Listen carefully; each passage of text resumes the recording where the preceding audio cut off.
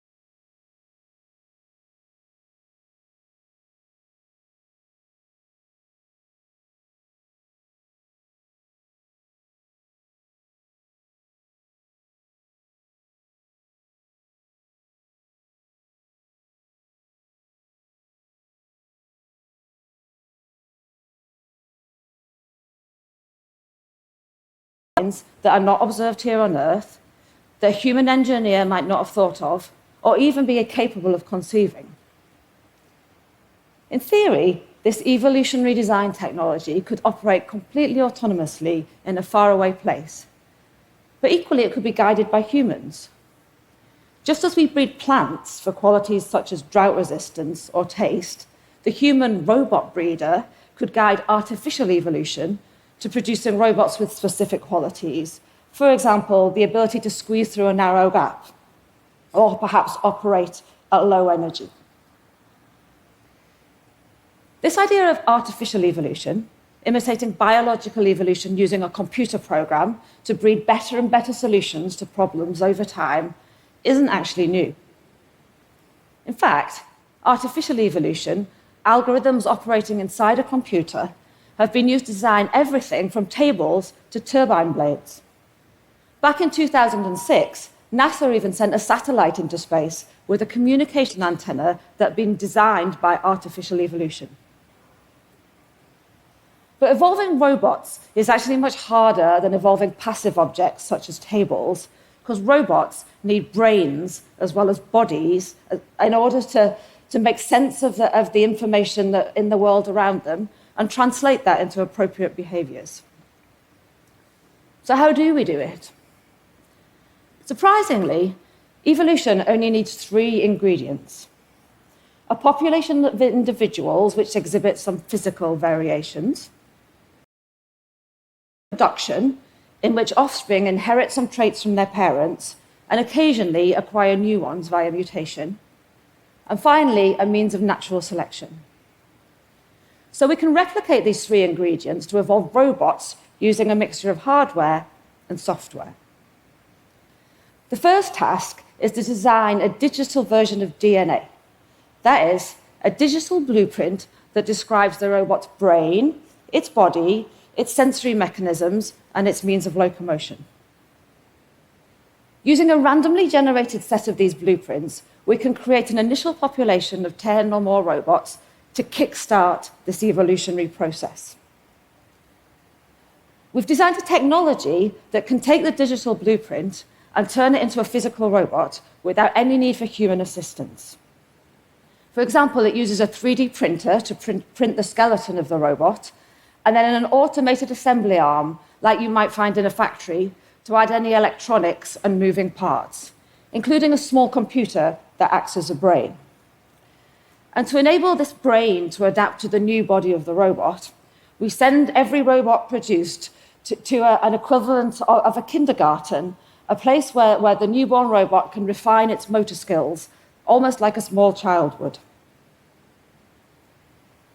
To mimic natural selection, we score these robots on the ability to conduct a task.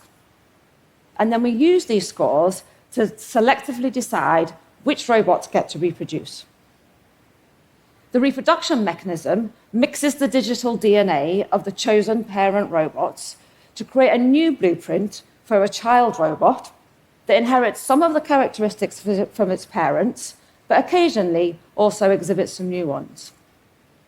And by repeating this cycle of selection and reproduction over and over again, we hope that we can breed successive generations of robots where, just like is often observed in biological evolution, each generation gets better than the last, with the robots gradually optimizing their form and the behavior to their task and the environment that they find themselves in. Now, although this can all take place in a time frame that's much faster than biological evolution, which sometimes takes thousands of years, it's still relatively slow in terms of the time frames we might expect in our modern world to design and produce an artifact.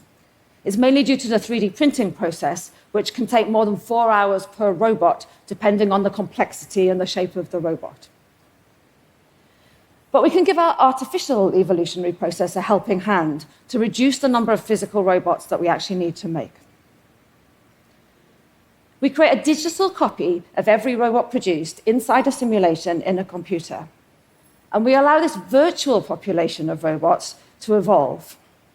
Now, it's quite likely that the simulation isn't a very accurate representation of the real world, but it has an advantage that it enables models of robots to be created and tested in seconds rather than hours. So using this simulated technology, we can quickly explore the potential of a wide range of robot types, of different shapes and sizes, of different sensory configurations, and quickly get a rough estimate of how useful each robot may be before we physically make it. And we predict that by allowing a novel form of breeding in which a physical robot can breed with one of its virtual cousins, then the useful traits that have been discovered in simulation will quickly spread into the physical robot population, where they can be further refined in situ. It might sound like science fiction, but actually there's a serious point. While we expect the technology that I've just described to be useful in designing robots, for example, to work in situations where it's unsafe to send humans, or to help us pursue our scientific quest for exoplanetary exploration, there's some more pragmatic reasons why we should consider artificial evolution. As climate change gathers pace, it's clear that we need a radical rethink to our approach to robotic design here on Earth in order to reduce their ecological footprint. For example, creating new designs of robot built from sustainable materials that operate at low energy, that are repairable and recyclable. It's quite likely that this new generation of robots won't look anything like the robots that we see around us today. But that's exactly why artificial evolution might help. Discovering novel designs by processes that are unfettered by the constraints that our own understanding of engineering science imposes on the design process. Thank you.